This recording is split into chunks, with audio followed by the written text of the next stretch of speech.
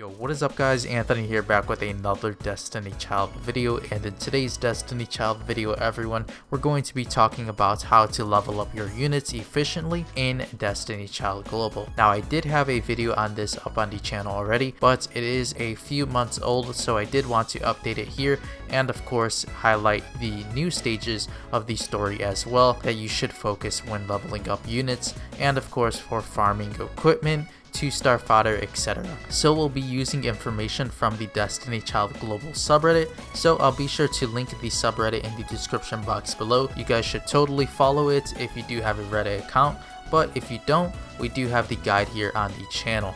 Now we do have a screen grab, which I'll put up on the screen right now. We do have what is the fastest way to level up a child. Below is a list of the best locations to grind experience or look at this world EXP table. I'll link this below as well. The best time to grind experience is during hot time weekend, Saturday and Sunday, when the experience rate is doubled. Make sure you also take into consideration on how many childs you can bring. For example, Chapter 2 you have to bring 2 fully level units and 3 weaker units that you do plan on leveling, while on Chapter 1 you can bring 1 fully leveled unit and 4 weaker units.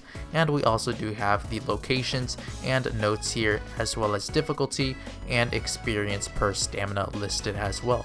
So let's highlight these stages in today's video and go over them briefly. So let's dive into the story here, and first up on the list we do have Chapter 1 1-8 for our newer players. So you will want to head to the first node here on Chapter 1-1, and we do have here at the top 1-8. Now this will be very useful for the newer players, so if you are looking forward to this guide, we do have an easier stage here for you guys to level up your units from. So be sure to farm this stage for experience, as we do have it on normal difficulty, and the experience per stamina is at a 4.7 rate. Next up here everyone, we do have Chapter 1 2-8, the normal difficulty, Freya here. As you can see, we do have experience per stamina being 5, so it's more efficient than the previous stage, but it should be completable for you newer players as well. But if you cannot complete 2-8, feel free to just farm 1-8. Next up here everyone, we do have Chapter 1 3-7 here, the difficulty of course being normal, and experience per stamina being 6.3. Now as you can see, we are hovering over it now, and you can feel free to farm this one as well if you are stronger for this stage comparing to the previous two mentioned. Next up here we do have Chapter 1 4-6 being the normal difficulty, and we also do have the experience per stamina being 8.4. So we also do have a note here, decent location for 2-star fodder farming. So you consider farming this stage for farming your 2-star units, so you can toss those units in the exploration tab and of course level those up for some crystals. So you will want to farm 4-6 if you would like to farm experience as well as 2-star fodder. And if you are a newer player, this is a very generous stage here for you guys to farm on the hot time weekends for those 2-star fodder, and of course to level up your 5-star and other characters. Next up here everyone, we do have Chapter 1 5-8 here being Neath here, so you would want to farm this stage if you would like more experience per stamina. We do have at normal difficulty 9 experience per stamina. Next up on the list everyone, we do have Chapter 1 6-2, so you can farm this one at a rate of 9.5 experience per stamina at normal difficulty. We also do have the ideal location for 3-star armor fodder, so you can farm this stage for a decent amount of experience as well as armor fodder for your equipment. Next up here we do have Chapter 1 6-8 normal difficulty being here at the top with an experience per stamina rate of 10.3.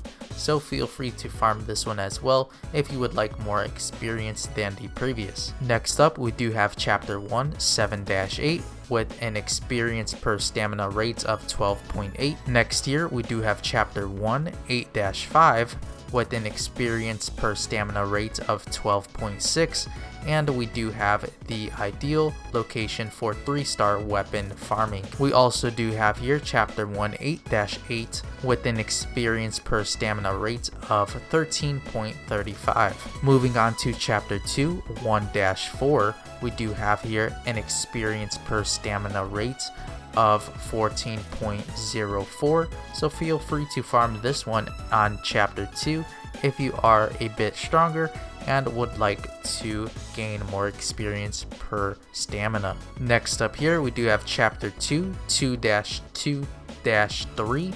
We do have the ability to farm 4-star armor from this specific stage. So if you would like to farm 4-star armor, you can feel free to farm this specific stage. Of course, you will have to select the 2-2 and then pick the 3rd stage, the Fuzzy Dream. And we also do have the experience per stamina rate of 15.64. Next up here, we do have Chapter 2 2-4 here with a higher experience per stamina rate. We do have here 15.88 per stamina. Next up, we do have Chapter 2 3-2-3 with an experience per stamina rate of 15.24, and we also do have the ability to farm 4-star armor. Next up, we do have Chapter 2 4-1 with an experience per stamina rate of 15.84. After 4-1, we do have 4-2-3 here with an experience per stamina rate of 16.04, and we also do have able to farm 4-star armor from this stage. Next up here, we do have Chapter 2 4-3. We do have an experience per stamina rate of 16.24 for this specific stage. Next up here, we also do have Chapter 2 4-4 here with the highest experience per stamina rate of 18.08, and we do also have the notes here of highest experience to stamina ratio currently being listed on this guide. And last but not least here, we do have an honorable mention, of course, being Chapter 2 Intermission Chapter 1 number 4 Stage 7. We do have the experience per stamina ratio of 16.44, and we do have the ability to farm 4-star armor. So you would select the Wailing Black here, and of course select the Stage 7 to farm the 16.44 experience per stamina, and you do have the ability to farm 4-star armor as well. Now I'll also be sure to mention Chapter 3 here, as you can actually farm the core materials for the ignition side of the game. So if you guys would like to obtain the near to the highest amount of experience and also have the chance to obtain core material drops, you can feel free to farm some of these stages. We do have Chapter 3-14 here, Fallen Exorcist here, that does drop the core materials. As you can see, we do have the drop of the agility core here, and this stage does run you 25 stamina and also has 451 experience. You can also earn fire evolution material from this stage, of course alongside gold as well. Now the core materials do drop from the stage 8 as well here. As you can see, we do have the crit core material for this specific stage and wood type evolution material. And on Chapter 3-2, we do have the number 4 Electric Pathos here, being stage 7 and 8, which also does drop core materials. We do have the agility core here, and we also do have the crit core material. Now I do believe the previous stages drop core materials as well. We do have stage 5 here, which drops attack core materials, so you could take less experience for the attack core materials. We also do have here the defense core materials, and I'm assuming this is the same for Chapter 3-1.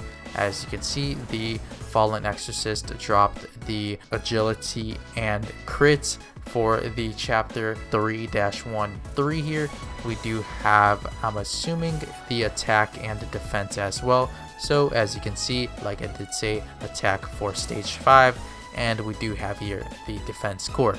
So if you would like to farm experience alongside some core materials, now the drop rate is very low, but you do have the chance of obtaining some.